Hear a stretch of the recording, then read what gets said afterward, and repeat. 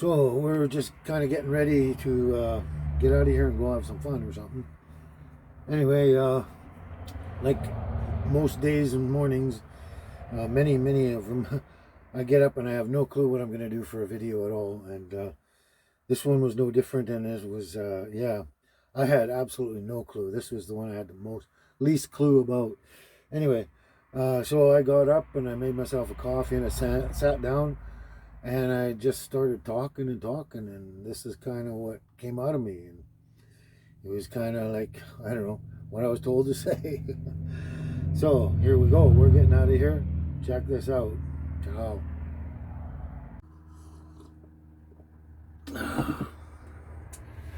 Good morning, everyone. It's Sunday morning. Praise the Lord for another day. And since it's Sunday, it's my day off and I can do whatever I want. So, one thing I'm going to do is I'm going to rant. Now, there's one thing that I really have a pet peeve about. It's a big thing with me. And I'll tell you why. So basically, a long time ago, I was, I guess, technically supposed to be a doctor. And I studied and that and everything. And then when, I didn't really give it much thought. And then when it came down to the crunch, I was going to take the next step. I realized that it's one thing I just couldn't do, and that's the cadaver. The cadaver. If you don't know what a cadaver is, it's a dead human body. And your last step to becoming a doctor is you have to take this dead human body and dissect it piece by piece. Couldn't do it. I don't know why. Too creepy, too whatever. I'm squeamish. I don't know. Don't know. I can gut a fish and cook a fish. I can get my ruffled grouse. I can kill them and dress them and cook them and eat them. And I could possibly even maybe do a rabbit. I don't know. But anything after that, a deer, a moose, can't do it. Just can't do it. And a human body, that's just the top of the line for can't do it. Anyway, so I just backed out because I can't do the dead body. Other than that, I could be a perfectly wonderful, excellent doctor. And I'm just not going to go there. Just not going to go there. So that's my thing. And okay, so having said that, here's my next point.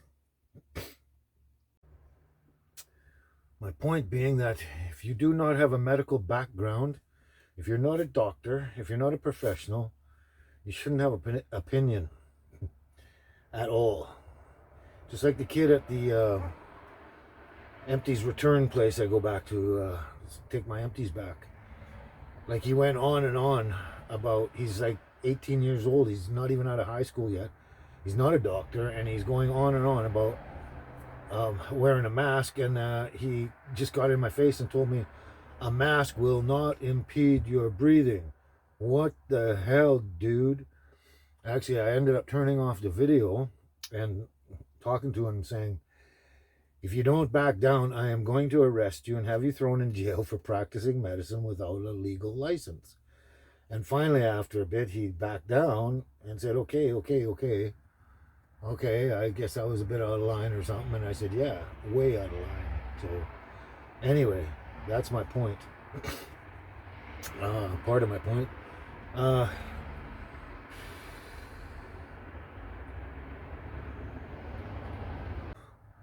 Quite a while back, I guess it was my first video, I threatened or promised or whatever to tell you the story about how Baby and I met.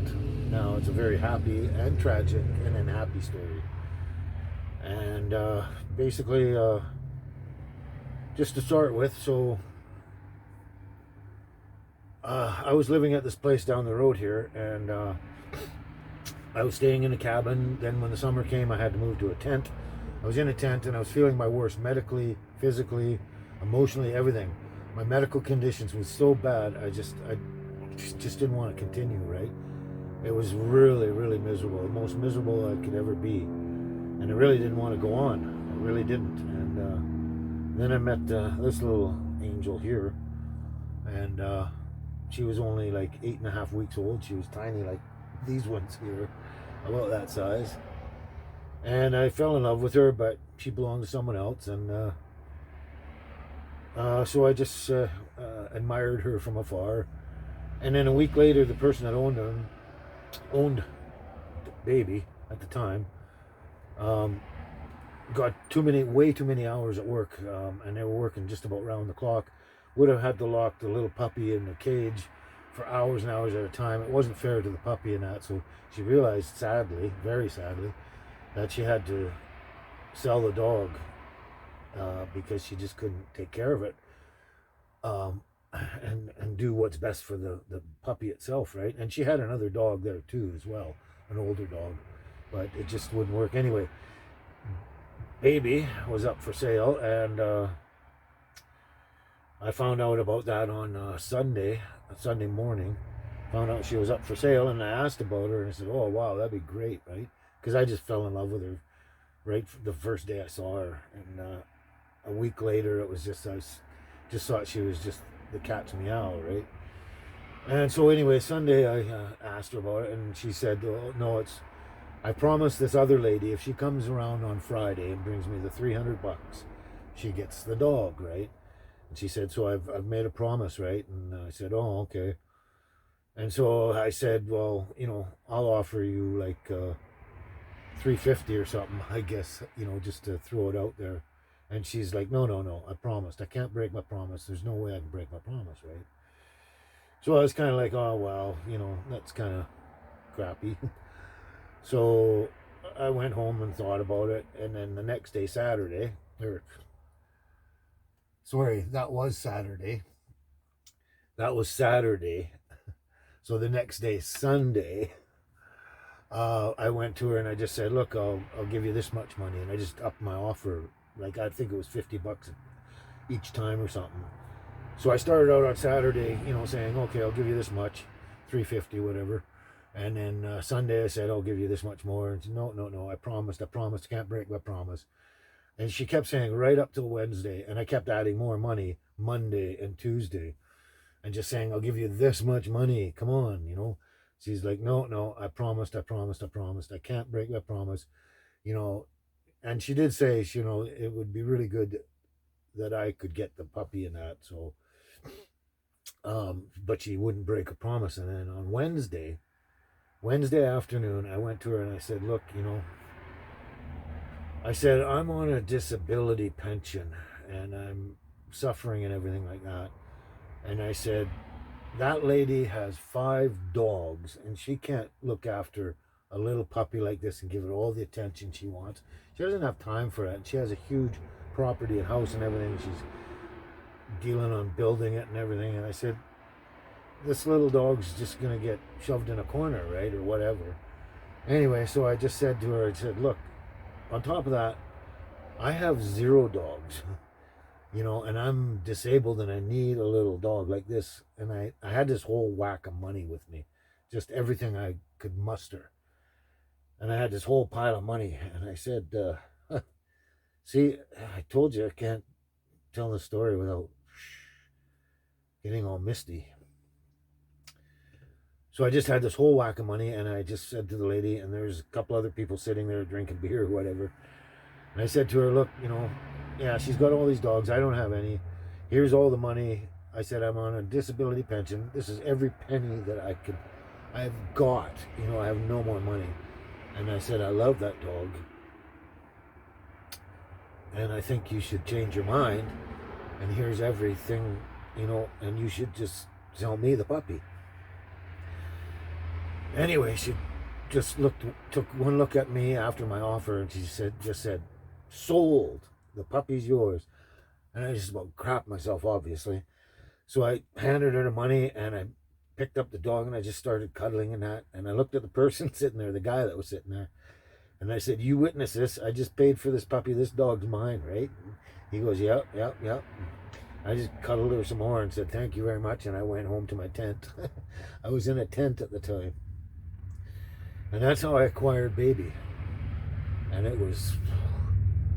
to me, it was the luckiest, most joyous day of my life. It was amazing, wasn't it, Baby? It was just amazing. Yeah, I took her home and just loved her and loved her and loved her. That's the story how we met. Now the rest comes. I'm gonna need another coffee.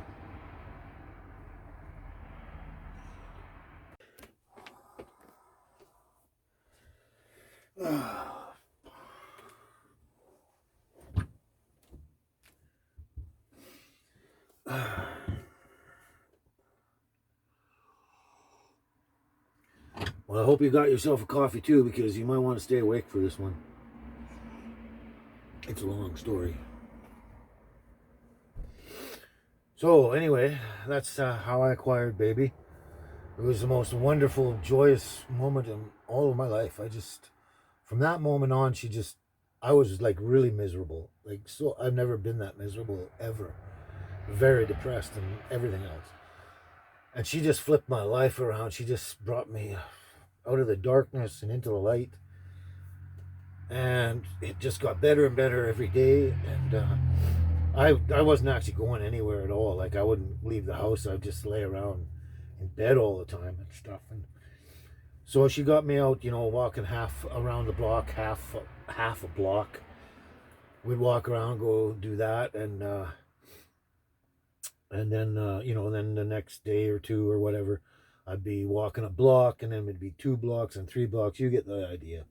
She just got me out more and more, and just brought me right out of my shell, and just, like I said, flipped my life over, like pretty much 100%, like total flip over. It was fantastic. And on top of that, at 10 weeks old, she was being a natural born service dog. It was mind blowing, the things she was doing about my medications and everything. That's another story in itself for another day. That was mind blowing. Anyway, so she was just wonderful, fantastic, obviously. The love of my life at that moment, and I couldn't be more overjoyed. And the fact that I outbid somebody, or more to the point, I made someone break their promise and convince them that I deserve this dog, right? Wow, this is really hard. This was 5 years ago. 5 years ago. I'm having trouble with this. So anyway, at 10 weeks, the previous owner had already made an appointment for her first parvo shot when she was going to be 10 weeks old. And so that was coming up, and I thought, well, it's great. I'll keep the appointment, get her vaccination, and and then pay it and everything like that. Might as well, right? Take advantage of it, kind of thing. Anyway, before I get on with this, I do know for a fact, not just my background, which I've already explained to you, but also my research and everything. I've researched this to death, and I know that all the parvo vaccines come one-size-fits-all dogs, and I don't think that's fair, because they come to be good for a dog that's 100 to 150 pounds. That's a big dog. And they say, oh yeah, okay, well, that's still safe for the smaller dogs, right? Which, bullshit. Anyway, she's 10 pounds now, Baby is. And at that time, she was 10 weeks old. She was probably barely 5 pounds. Barely 5 pounds. Anyway, so I made the appointment. I took her up there. I got the shot. I brought her home. I was sitting over at the other campsite or whatever, the trailer site, I should say, with a bunch of friends and that. And her sister actually lived next door with another lady. They both bought puppies at the same time, and her sister was living next door. So she was playing and playing and playing with her sister, just playing like crazy. They were just like juggernauts. Anyway, they're playing like crazy for, I don't know, good 40 minutes or something. I don't even remember. And then the next thing I know, that Baby just looked really, really tired, and she's exhausted, right? So she just kind of flopped over and lay down and went to sleep. And the sister just kind of did more or less the same thing after a moment or two. Just lay down, went to sleep as well. And then they're sleeping, I don't even remember how long, 30 minutes or something. And the next thing I know, Baby wakes up, and she starts screaming and screaming and screaming and screaming. And I was like, what the hell? And I went over to try and pick her up and console her or whatever, see what's going on. And she backed away from me way into this corner, and I was like she was afraid of me, and I was going to hurt her and everything. I was like, holy crap. I finally got a hold of her, and I picked her up, and I was holding her in my arms, and she was still screaming. And then while she's screaming, she all of a sudden just dropped her head back and just went limp, completely limp in my arms. Like she died. And I'm not kidding. It was like she died. And I was like, oh my God, what the F? So I was like, what the hell? So I grabbed her little bed I had for her. I bought this special little bed for her. I put her in the bed, I lay her down. And then I phoned the vet immediately. And I said, this is what happened. They said, bring her up here right away. We'll see what we can do. So I threw her in my Toyota 4Runner and drove all the way up to the vet. I handed her over. She was still out like a light. Now imagine your, let's say, pre-teenage child got into some heavy, the strongest heroin out there, and accidentally overdosed on this heroin. They're lying on the ground with their tongue hanging out and drooling. They look like they're actually dead, and you couldn't even tell if they're breathing. You open your eyes and stare at them as hard as you can until your eyeballs hurt, and you could not detect that they're breathing. So in other words, you didn't know if that child was dead or alive, and they were having a reaction to this drug overdose. That's exactly what this was happening with baby. Exactly the same thing. And it was scary as hell. Anyway, so I took her to the vet, took her in there, and I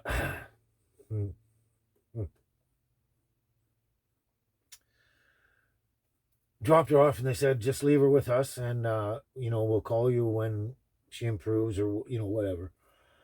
So I went outside, and obviously I was freaked out, and I just started crying like crazy. I looked up to the guy upstairs, and I said, why would you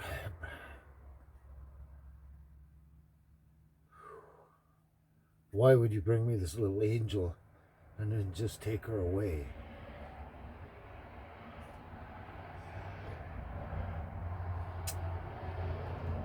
So that was basically, I guess, a week and a half after I got baby. It was a little puppy and fell in love with her. So she's in the vet. Eventually I drove home because I just couldn't stand there in a parking lot crying. So I drove home. It's not far away, and then I sat there, and I guarantee it was at least 2.5 to 3 hours later. I was like, what the hell's going on with my dog? They called me, and they said, your dog is not responding to anything we've done. You better just come up and get your dog. I was like, what the F? So I drove all the way up there. Whew. You can imagine how much I cried that day. I drove all the way up there. I went in there, and they said, your dog's not responding to anything. It's still comatose. I brought her out with the bed. She hadn't moved. She's still lying there, same position I brought her in there. You couldn't tell if she was breathing or not. She, for all intents and purposes, she could be actually dead, except when they put drops of water in her mouth, she would swallow the water and her tongue would move. And that was virtually, and then of course with their instruments, they could tell she was actually breathing. But they needed an instrument. You couldn't see it with the naked eye. And so that's how they knew she was still alive. And the only way, and they said, we don't know why she's in a coma. We do not know why. But they said she is alive, but we don't know what's going on. We don't know what to do with it. And they had her for a long time. So anyway, they said, you might as well just take the dog home and watch over her and just keep a watch and see what happens. Because we've done everything we can. And so, just before I left, I said, it was a stupid question. I said, so what am I looking at here? And the lady looked at me and said, we give you a 50-50 chance. She makes it through the night. And I was like, what? Did you just say that? And I turned around and walked out. Anyway, I took her and I put her in the seat of the truck. I drove all the way home. obviously bawling my eyes out. I took her back to my campsite. I took her inside the tent. I was still in the tent. I was waiting for a cabin. So I had her on the bed, and I lay there with her, looking like she was dead. I stared until my eyeballs hurt, and I could not tell that she was breathing. It was like, sometimes I thought she was breathing, and I was like, you're imagining things, man. Anyway, I just stared at her and watched her, and somebody, it wasn't even the vets, I don't even know, but some other lady phoned a friend of mine, said, look, get an eyedropper every 15 minutes, put drops of water in her mouth. She has to stay hydrated. Most important, hydration right now. So I did that. I started just every 10-15 minutes, a couple of drops of water in her mouth, and that was the only way I knew she was alive, because her tongue would move and she would swallow the water. And then so I just kept doing that over and over, and every time she swallowed, I knew she was still alive. She was still in there. And I'm telling you, this is my new puppy I had, 10 weeks old.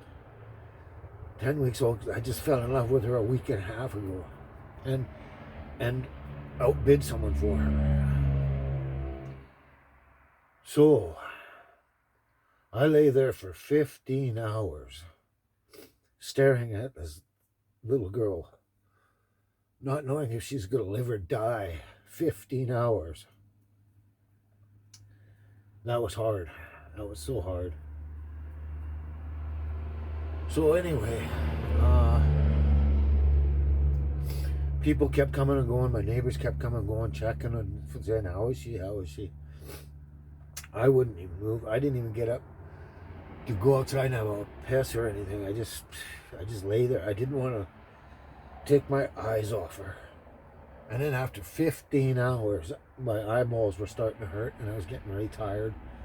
Felt like I had sand in my eyes, and I was starting to actually slowly nod off. And I actually started to slap myself, saying, you can't go to sleep. You just can't go to sleep until you know, one way or another. And it was getting really hard. My head was dropping, and I'd wake up, and then all of a sudden, after 15 hours, baby started shifting and moving her body, her little legs, like someone that was trying to come out of rigor mortis. It was crazy, like stiff as a board. And she just started moving slowly like that. And she's like really moving her head. And her tongue was going blah, blah, blah, blah. And she started almost kind of stretching. And I was looking at her going, and I woke up. And she started moving and slowly, and I was like, oh my God, oh my God, oh my God, oh my God. That's all I could say. And then she slowly just started crawling out of her little bed and onto the floor, and she wanted to go outside and pee. She was such a good puppy at that point. She wanted to go outside and pee. But that was after lying in her bed in a total state of, like, she was probably awake all the time and just could not move, like a zombie. And every time she got the water and that, she'd pee her bed. Her bed was soaked in pee, like 15 hours of pee in her bed. And she still, when she got up, the first thing she wanted to do was go outside and pee. She did that. She came back in and started drinking water like there was no tomorrow. Man, I tell you, I've never experienced anything like that with any person or animal or anything. And I've had people die on me. But that was crazy. So I told you that was a story. It was going to be a beautiful story, a super tragic story, and then a beautiful story. Because now what the beautiful part is she came through, and I've got her. And this is 5 years later, and she's the healthiest dog I've ever had. So, back to my point. If you have an opinion on vaccines for people or dogs or anyone, and you're not a medical professional, not even close to what I know in my background, I don't want you to have an opinion, okay? So, I have a hands-on experience with vaccines, with people, and with dogs, and I am very wary of them, and I will do what is necessary, and I'm not gonna, uh, you know, comment about it at all ever. So that was how I met this little girl. I was overjoyed, and then thought I was gonna lose her, like that, and went through almost 2 days agonizing, practically. And then she finally came around, and that was the happiest day of my life. Anyway, I didn't realize that I could actually get through this without, because I haven't been able to tell this story without just breaking down completely for 5 years now. This is the first time I ever able to get through this story in one piece. So that's how I met my baby, and that's why I feel the way I do about everything to do about dogs and medical stuff. So I hope I've made my point. It's Sunday. I'm going out to have some fun. Ciao for now.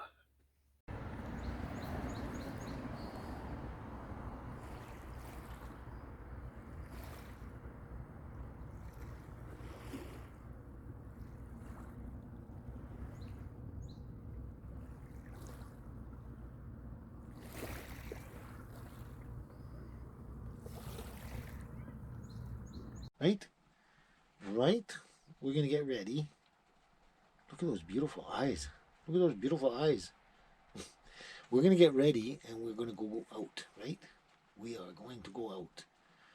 We're going to weather this rain, aren't we? You are, and when you get to your walkie spot, yeah. When you get to your walkie spot, you're going to just go nuts. Yeah. Okay, I'm going to get fully ready. All right? Okay.